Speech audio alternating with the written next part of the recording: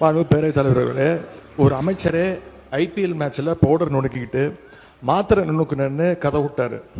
அவர்கிட்ட உங்களுடைய காவல்துறை ஏதாவது விசாரணை நடந்துச்சா? அவர் மேலே ஏதாவது நடவடிக்கை எடுத்திருக்கீங்களா?